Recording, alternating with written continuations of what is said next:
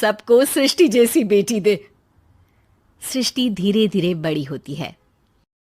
एक दिन सृष्टि की सहेली कहती है, तू दिखने में कितनी अजीब सी है, लेकिन मैं जानती हूँ हम सब में सबसे अच्छी शादी तो तेरी ही होगी। तेरे पापा अमीर जो है। और बता नहीं सकते यार, दहेज तो हर कोई देता है, ये क्या ज्यादा ले जाएगी अपने पति के लिए? अरे बड़े शहर में कोठी है इसके पापा की। अरे पापा की है ना, कौन सी इसकी है? इसकी होती तब तो कोई भी लड़का इससे शादी कर लेता। अरे पापा की मतलब पापा की है तो मेरी ही है ना? किसने कहा? अब तेरी तो तब होगी ना जब तेरा भाई ना हो। वैसे भी शादी के बाद सारी प्रॉपर्टी भाई के नाम होती है। सृष्टि समझ जाती है कि उसे किसी भी हालत में माँ बाप की सारी प्रॉपर्टी को अपने नाम करना है, लेकिन कैसे? एक दिन सृष्टि का भाई शीनू कहता है, बहन क्या कर रही है? तुझसे एक बात करनी है। अरे हाँ हाँ करना, मैं तो तेरी बहन हूँ। बहन मेरी लाइफ में ना एक लड़की है, बहुत अच्छी है। मैं सोच रहा हूँ माँ और पापा से बात करूँ शादी के लिए। सृष्टि को समझ में आ जाता है कि भाई की शादी होते ही भाभी उसे एक दिन भी घर में बर्दाश्त नहीं करेगी। क्या बात है भाई, बताना कौन है वो? यार वो बहुत अच्छी लड़की है, पढ़ी लिखी है, मेरे साथ जॉब भी करती है। बस एक प्रॉब्लम है। हाँ प्रॉब्लम? क्या प्रॉब्लम है भाई? यार वो शादीशुदा है, लेकिन उसके पति ने उसे सिर्फ इसलिए छोड़ दिया क्योंकि उसके माँ बाप दहेज नहीं दे पाए। सृष्टि ये सुनकर न जाने क्यों खुश हो जाती है। अरे भाई तो क्या हुआ, लड़की तुझे तो पसंद है ना? शीनू को लगता है कि बहन उसे समझ रही है। वो इस बात से अनजान होता है कि उसकी बहन की मंशा पूरा घर हड़पने की है। सृष्टि अपनी माँ से कहती है, मम्मी मुझे तो बहुत चिंता है। पता है शीनू क्या कर रहा है? अरे क्या कर रहा है? वो तो काम पर जाता है और वापस घर आता है। नहीं ना माँ, वो यही तो नहीं कर रहा, बाकी सब कर रहा है।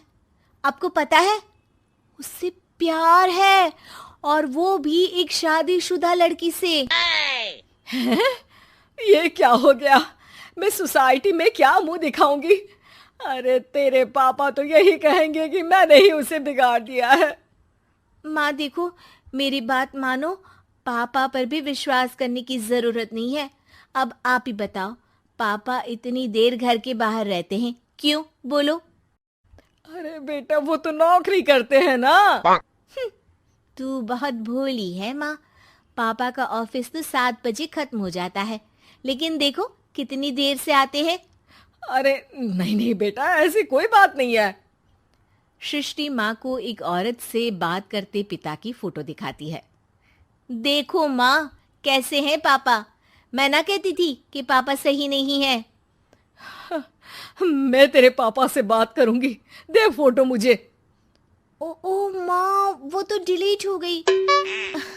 लेकिन चल, तूने तो देख लिया ना। पापा से बाद में बात कर लेना, और हाँ, मेरा नाम बिल्कुल मत लेना। हाँ माँ। अब क्या था, सृष्टि के माँ और पिता के बीच झगड़ा होना शुरू हो जाता है। सृष्टि के मन में क्या चल रहा था कोई नहीं जानता था। एक दिन, माँ सृष्टि के लिए एक लड़का देखा है, वो लोग शाम को उसे देखने आने वाले हैं। और हाँ माँ, एक खुशखबरी, मैं और पापा मिलकर एक नया बिजनेस ट्राई कर रहे हैं। शाम को लड़का आता है, सांवले रंग का। सृष्टि को तो बिल्कुल भी पसंद नहीं आता। लड़की की माँ कहती है, लड़की का चेहरा तो कोई खास नहीं, लेकिन अगर मेरे बेटे को आप लोग सेटल कर दें तो मैं उसकी शादी आपकी बेटी से करवा दूं। सृष्टि को लड़का बिल्कुल पसंद नहीं था। उसे भाई पर गुस्सा आ जाता है। लड़के वालों के जाने के बाद कहती है, माँ देखा, शीनू मेरे लिए कैसा लड़का लेकर आया, न दिखाने लायक न सुनने लायक, सेटल भी नहीं, वो भी हम करे। अरे माँ मैं जानती हूँ ये मेरी शादी किसी भी घर में क्यों करवाना चाहता है। अरे कैसी बात कर रही है बहन? तूने तो देखा ना, लड़के को मैंने ही मना कर दिया तुझसे शादी के लिए। जिसने लड़का बताया था उसने उसकी बहुत तारीफ की थी। बात आई गई हो जाती है, लेकिन सृष्टि का मन शांत नहीं होता। क्या करूं, कुछ समझ में नहीं आ रहा। मेरी शादी हो गई तो ये लोग पूरी प्रॉपर्टी शीनू के नाम कर देंगे, मेरे हाथ तो कुछ लगेगा ही नहीं। तभी सृष्टि को आइडिया आता है। वो किसी वकील को फोन करती है। जी देखिए, अगर आपके मम्मी पापा का तलाक हो जाता है तो आपके पिता की आधी प्रॉपर्टी आपकी माँ के नाम हो जाएगी, फिर उसे वो किसी को भी दे सकती है। सृष्टि अब माँ को बेटे के खिलाफ भरती है। माँ, शीनू पर नजर रखा करो, वो जिस लड़की के प्यार में है ना वो शादीशुदा है। यहाँ आएगी, सारा पैसा, रुपया, जमीन, जायदाद सब हड़प लेगी। पापा का भी हाल तुमसे छुपा नहीं है। ऐसा ना हो कि मैं और आप एक दिन सड़क पर भीख मांगे। हे भगवान, मैं तो जीते जी मर जाऊंगी अगर ऐसा हो गया तो। ऐसा हो गया नहीं माँ, ऐसा ही होगा। अभी समय है, आगे का सोच लो। मैं तो कहती हूँ पापा से आधी प्रॉपर्टी लेकर अलग हो जाओ। पापा की आधी प्रॉपर्टी भी हम लोगों को अगर मिल जाती है ना तो अगले 7 जन्म सफल समझो। बेचारी माँ बेटी के कहने पर पति से तलाक लेकर अलग हो जाती है। सृष्टि अब पैसों से गाड़ी और अपने दूसरे महंगे शौक पूरे करने लगी। उसके दोस्त भी उसके पैसे इस्तेमाल करते। सृष्टि, कल तुम कहाँ थी? मैं सारा दिन घर पर अकेली थी। तो मैं क्या करूं? मैंने ठेका तो नहीं लिया है ना तुम्हें संभालने का। माँ को सृष्टि से ये उम्मीद नहीं थी। वो बैठकर रोने लगती है। वहीं उसका पति यानी कि सृष्टि के पिता आ जाते हैं। मैं जानता था कि तुम्हारा यही हाल होगा, तो आपने मुझे रोका क्यों नहीं?